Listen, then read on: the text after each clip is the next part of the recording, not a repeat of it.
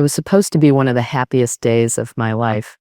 Aaron's graduation, the culmination of years of hard work, sacrifice, and late nights.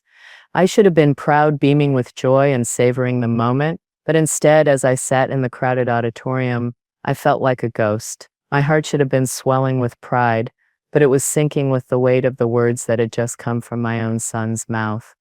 As I sat in the audience, my eyes locked onto Aaron. He stood at the front of the stage, grinning widely, the light shining on him as he accepted his diploma. His friends were there beside him, all dressed in their caps and gowns, their futures unfolding before them. I should have been cheering, should have been crying tears of happiness, but I couldn't. The moment that shattered everything happened during his speech.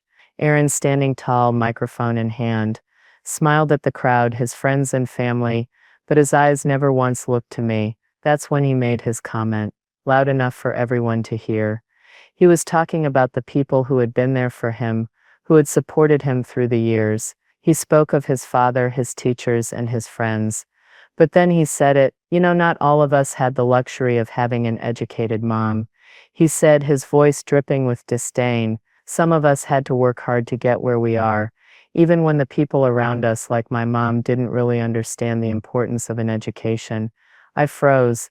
The words hit me like a slap across the face, cold and sharp. His words echoed through the room, but to me it was like everything around me went silent. It was as if I was the only one who heard them. My son, my only child, had just called me uneducated in front of everyone, in front of his friends, in front of people I had worked my whole life to provide for him. It was as though all those years of scrubbing floors, working overtime shifts, and never asking for anything in return meant nothing. I remember sitting there, staring at him, trying to process what had just happened. How could he say that? How could the boy I raised, the boy I sacrificed everything for, look at me and reduce me to nothing more than the failure he apparently saw me as? I thought back to all those nights I stayed up late, my hands rough and worn from working at the diner, trying to make sure he had everything he needed. I skipped meals so he could have a full plate. I sold my best jewelry to buy him textbooks, hoping that one day he would see how much I loved him, how much I cared. But now, in this moment, none of that seemed to matter. I was just the uneducated mom, who didn't matter enough to even be acknowledged.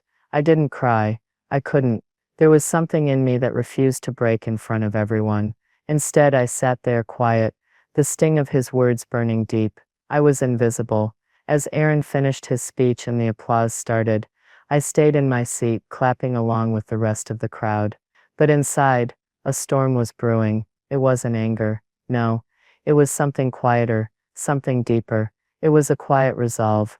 I knew then that this wasn't the end of the story. This wasn't the last chapter. He had underestimated me. He thought I would sit in silence, just like always. But this time things were going to be different. I wasn't going to fade away. No, Aaron had just awakened something in me, and he had no idea what he just set in motion. Before I continue, I want to ask all of you to please give a like to this video and subscribe to my channel, The Silent Stories, for more stories like mine. Your support means the world to me. Also, I'd love to know where you're watching from, so drop a comment telling me which country you're tuning in from. It's incredible to see how far this community of wonderful people has grown, and I'm so grateful to be able to share my story with you. The next few days were a blur. I went through the motions, pretending everything was fine, pretending his words didn't rip me apart. But they did. I couldn't stop hearing them, echoing in my mind like a cruel, uninvited guest. Uneducated, stupid, a burden. Every time I closed my eyes, I saw his face, that arrogant smile as he made the cut. My own flesh and blood had stood in front of everyone and discarded me like I was nothing. I kept thinking about everything I had done for him over the years. How I worked 3 jobs to make sure he had what he needed. How I missed out on my own dreams to make sure he had the chance to live his. Aaron never knew the pain I carried silently, never knew the way I pushed through exhaustion every day, always putting him first. But it wasn't just the work that hurt, it was the way he treated me. That day at graduation wasn't the first time I felt invisible to him. It had started long before, when he stopped calling me mom and started calling me by my first name when his friends came around. When he started rolling his eyes at me, like I was nothing more than an inconvenience in his busy life. I saw the way he looked at me sometimes, like I was some relic of his past that didn't fit in his shiny new world. But that day was different. That day he had crossed a line. I wanted to scream. I wanted to tell him everything about the sleepless nights, the sacrifices, the pain of putting my own dreams aside for his. I wanted to tell him that I had done the best I could, that no one had ever loved him as much as I had, that I had given up pieces of myself for him to have a future. But I didn't. I sat there quietly. I let him speak. And when he was done, I just clapped along with the rest of the crowd, forcing a smile, holding back the rage that threatened to spill over. The silence was what made me strong. Not a word left my mouth in that auditorium, but in the days that followed, I started to think. Aaron thought he could tear me down with a few careless words, but I wasn't that easy. He had no idea who he was dealing with. I wasn't the broken woman he assumed I was. I wasn't the stupid woman he wanted me to be. I had more than just love for him. I had strength. And now I was going to use it.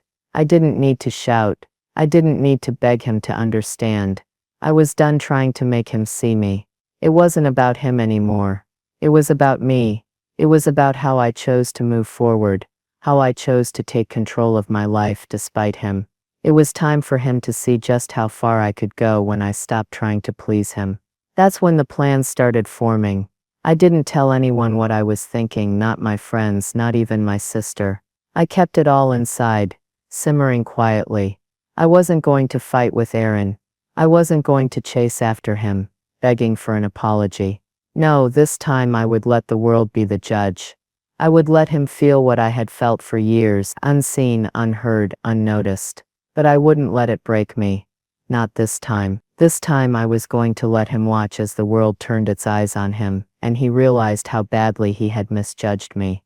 The days after Aaron's graduation were a mixture of numbness and clarity. I found myself sitting in the quiet of my living room, replaying his words over and over. But this time I wasn't angry. No, anger wasn't going to be my driving force. It was something deeper, something quieter. I had always been the one to give. I had always been the one to sacrifice, to support, to make sure that everyone around me had what they needed. But it was clear that Aaron had stopped seeing me as the woman who gave him everything. He saw me as a stepping stone, something to be used until it was time to move on. And in that moment, I realized something important. He had never truly respected me, but the more I thought about it, the more I realized that this was not just about Aaron. This was about the way the world had always treated me. Uneducated, too old, a burden. People had whispered those words about me my whole life. They didn't see the late nights, the sweat on my brow, the sacrifices I made to raise my son. They only saw what they wanted to see. Someone who had never had the chance to go to college. Someone who didn't fit the mold of what they thought a woman should be. I had spent years trying to prove myself, trying to show the world that I was more than they thought. But Aaron had taken it a step further. He hadn't just written me off as uneducated in a passing conversation. He had done it publicly, in front of his friends, in front of everyone who mattered to him. He had made sure that everyone knew just how little he thought of me, and that's when it hit me. I didn't need to prove anything to anyone anymore. Not to the world, not to Aaron, not to anyone. The truth was already clear. I was worth more than he would ever understand. But if he wanted to judge me, if he wanted to call me stupid, then I would let him, but I would make sure the world judged him too. I wasn't going to beg for his love or approval. That had always been my mistake. I had spent too much of my life trying to earn his respect, trying to make him see me the way I saw myself. But now I realized that respect couldn't be earned through words or sacrifices. It had to be earned through actions, through how you carried yourself, through how you treated others. And Aaron had failed that test. It was time for him to understand what it felt like to be judged, to feel the sting of public scrutiny, to experience firsthand the consequences of his arrogance. I had spent my life trying to shield him from the harsh realities of the world, but now it was his turn to face those realities, and I would make sure he did. I wouldn't have to say a word to Aaron, The world would say it for me. I was going to let the truth come out, slowly, deliberately, and Aaron wouldn't be able to hide behind his ignorance anymore. He would have to face what he had done. He would have to face the consequences of his actions, whether he liked it or not. And as I sat there in the silence, I knew something else too. This wasn't just about revenge. It wasn't about making Aaron feel as small as he had made me feel. No, this was about me finally standing up for myself, about taking control of my life in a way I never had before. It was time for me to stop being the woman everyone thought I was, and it was time for Aaron to realize that I was more than the label he had put on me. It was time for him to understand that sometimes the truth has a way of finding its voice, and when it does, it speaks louder than any insult ever could. In the days that followed Aaron's graduation, I did what I do best, nothing. I stayed quiet, I didn't call him, I didn't cry, I didn't show up at his door demanding an apology. I said nothing, and it was the most powerful thing I could do. Aaron was used to me reacting, used to me chasing after him, trying to make him see my side. He was used to me swallowing my hurt, apologizing when I didn't even know what I was apologizing for. He thought he could say whatever he wanted and get away with it. But I wasn't going to give him that satisfaction this time. I knew exactly how to handle this. It wasn't going to be with anger.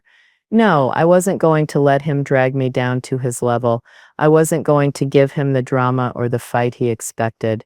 Instead, I was going to make him face the consequences of his words in the most powerful way possible by letting him see what it felt like to lose everything. Aaron had no idea what I was planning. I didn't even tell my friends or my family. I didn't need to. I didn't need to explain myself to anyone. The moment he called me stupid and uneducated, he had made a choice. He had drawn a line in the sand, and now it was time for me to cross it. I wasn't going to make the same mistakes I had in the past, chasing after him, begging him to understand. This time I was going to let him feel the weight of what he had done, let him sit in the silence of his own actions. I was going to let him feel the shame he had tried to pass on to me. That's when I began my quiet plan. I didn't make a scene, I didn't confront him. Instead, I reached out to a few of the people in his circle, his friends, his future employers, people he respected. I didn't say anything overtly negative about him. No, I wasn't going to speak badly of my own son. But I planted small seeds. I mentioned how proud I had been of him growing up, how I always hoped he would turn out differently, and how his words had changed everything. I didn't have to do much.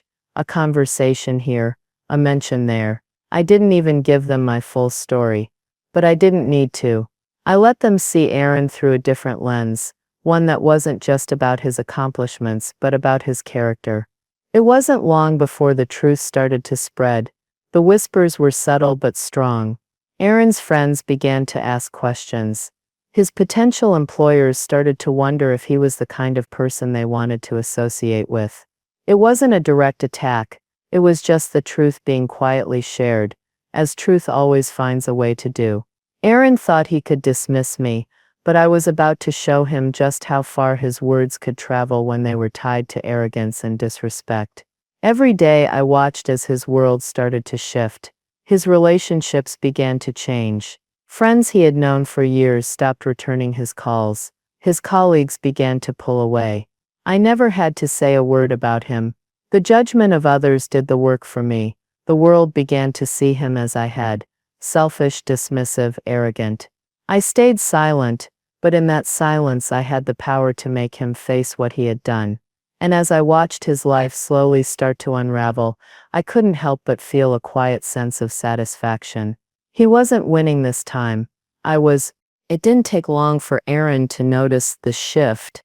At first it was subtle. He couldn't quite put his finger on it, but he could feel the tension in the air, a growing distance between him and the people he once called friends, colleagues, even mentors. They were no longer laughing at his jokes. They weren't praising him like they used to. Conversations he once dominated now felt awkward, stilted. The power he had always taken for granted began slipping from his grasp.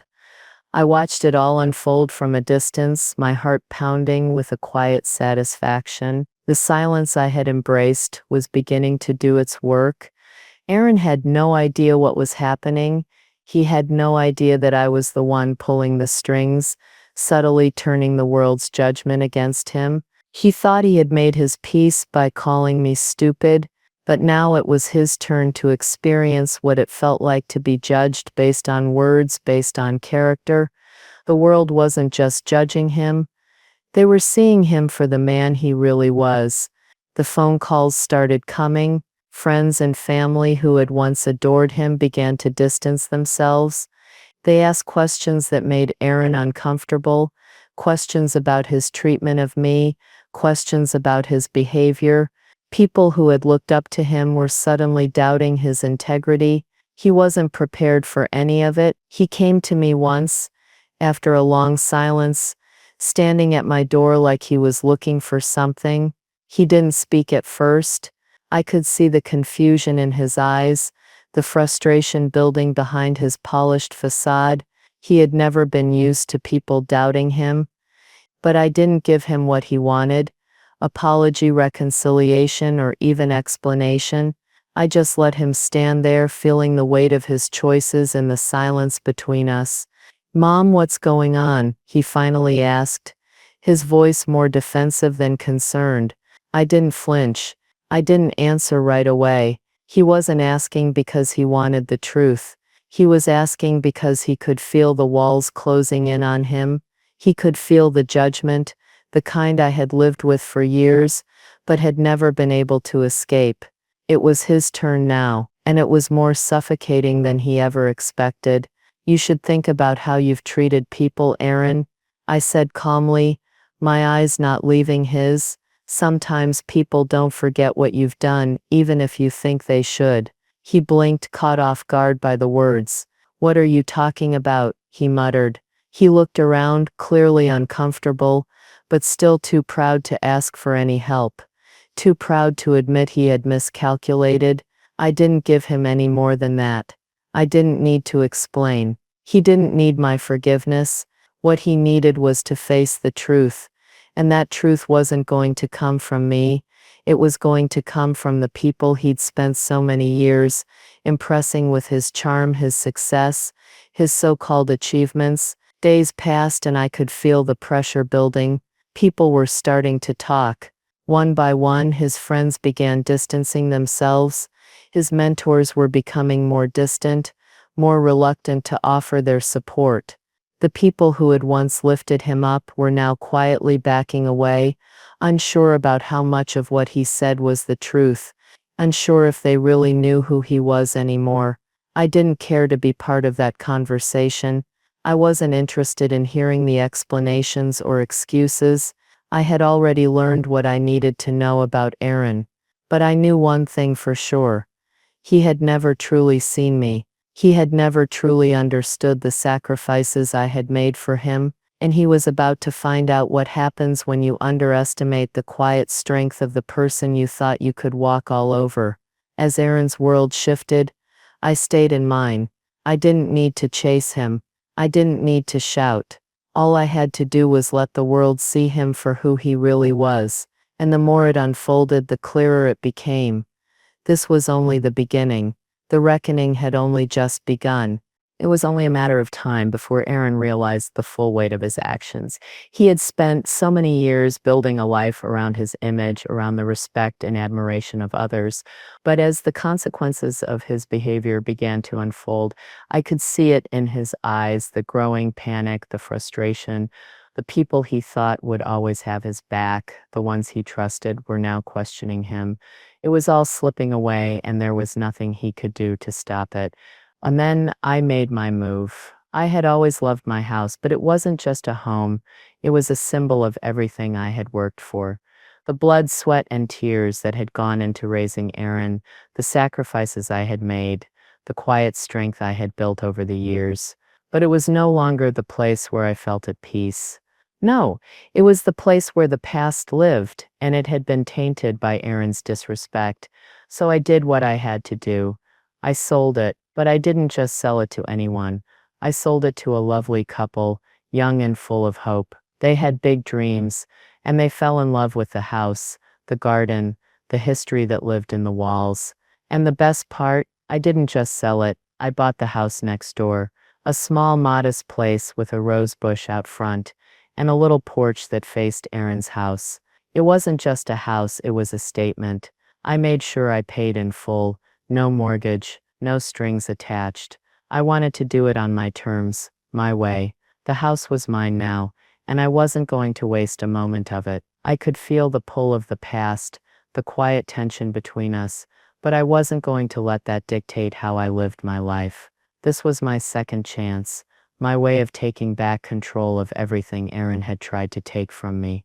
When I moved in, I didn't rush. I didn't make it a spectacle. I didn't throw a party or make a big announcement. I just sat there on the porch, sipping sweet tea, watching the world pass by. And then on the fourth day, I saw him.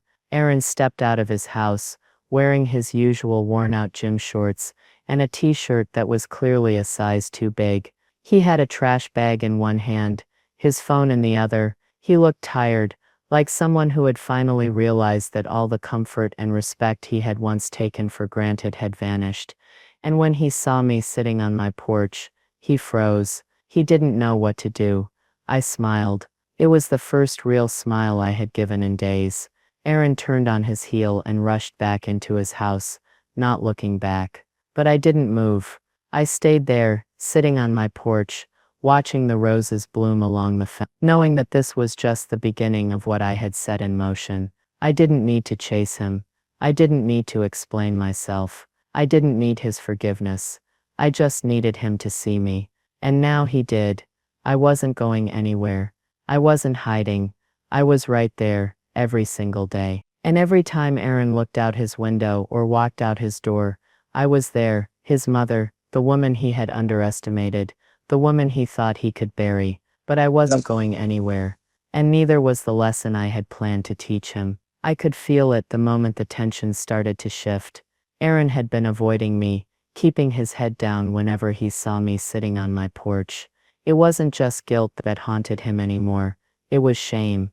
I could see it in the way he walked, in the way his shoulders slumped when he passed by. He knew exactly what he had done, and he couldn't escape it.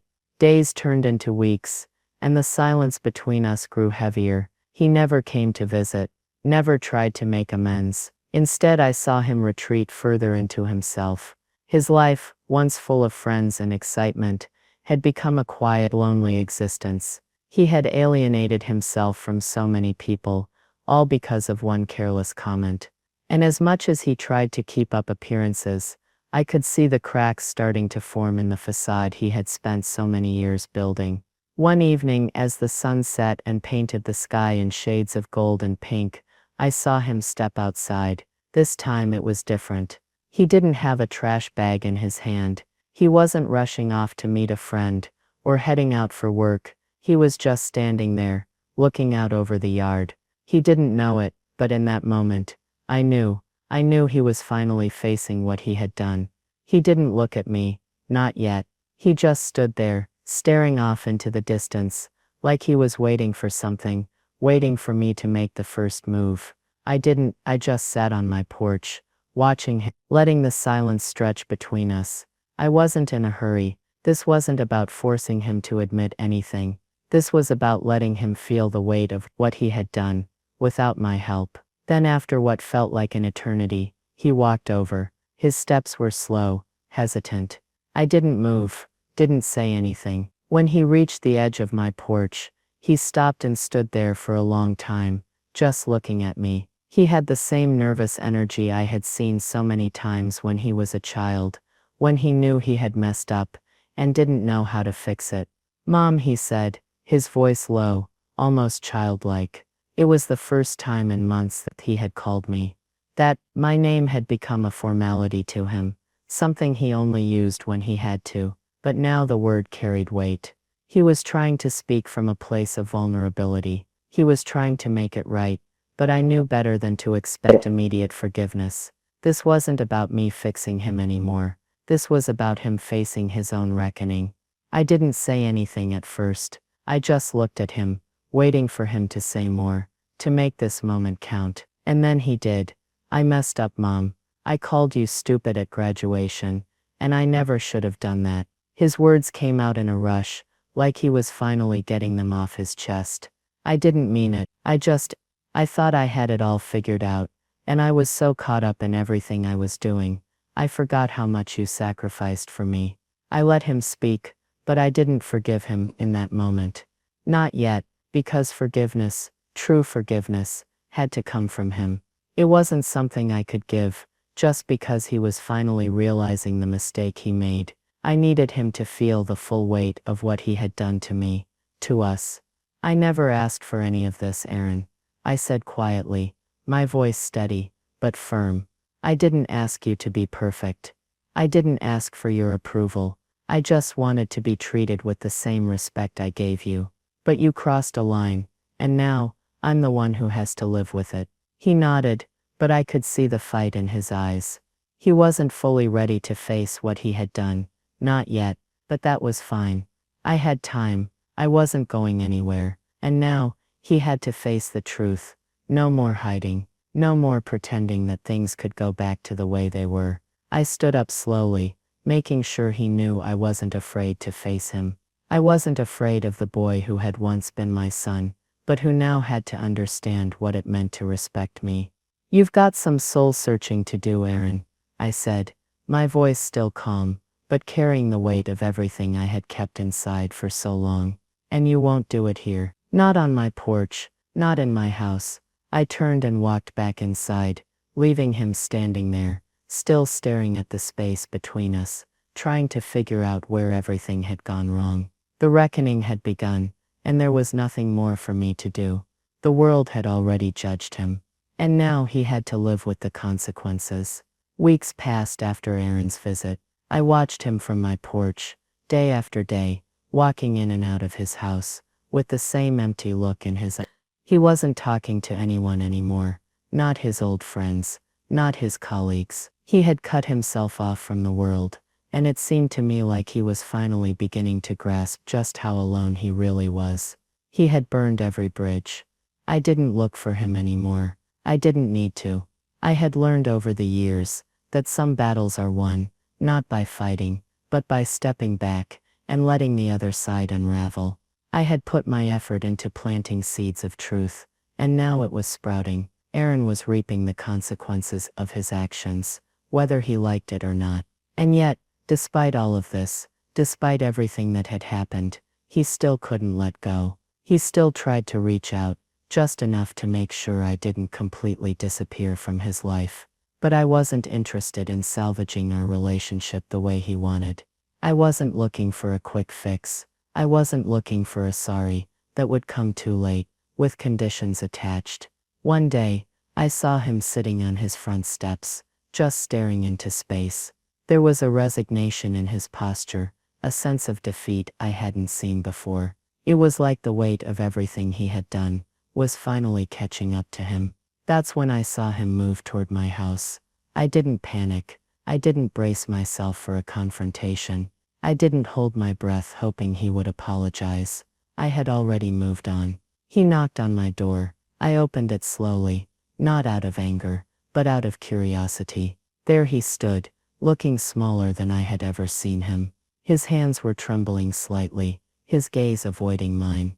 "Mom," he said quietly, his voice barely above a whisper.